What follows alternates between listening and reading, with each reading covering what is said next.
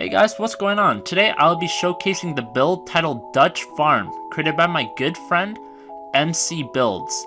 This build was created for the Reddit build challenge number 89 titled Farm. So this build was created with obviously the country of Netherlands in mind. As you guys can see in the back here, we have some potatoes growing out for quite a while, but what really adds some nice Dutch flavor that you wouldn't really see in a survival farm is actually all these tulips. As you guys might be aware, tulips are very famous in the Netherlands. They are grown probably in about the first 2 weeks of spring. And as you guys can see here, we use a lot of water channels here, both in between the fields and also one that goes right in between the farm. And this is just so water can be irrigated properly and excess water can flow out properly as well, standard per farms. Here we have a nice little farm that can be used to grow other types of food. In the back here we got potatoes, and even a little bit further back we have carrots. These can either be used to feed people or can be used to feed livestock. Here we have the owner of the farm's house. This could just be, suited for just one family. Here we have 2 barns. They can be used to store supplies.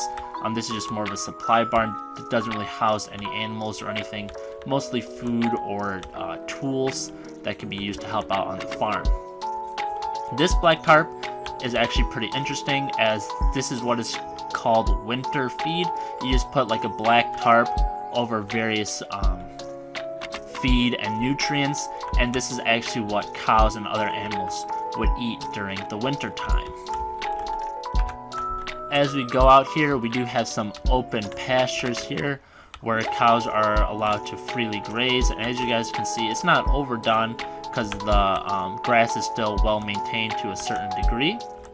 Here we have our animal barns. As you guys can see, most of the cows are actually out on the pasture right now. We got a few in here. You guys will notice that the floor and here is actually appears to be custom, but it's actually created through item frames, on maps on item frames. So that's a really nice touch that MC Builds put in to make it still legal for the competition. As we keep moving forward, as you guys can see, we just got a greater view of the barn itself. I should also mention that here we have silos.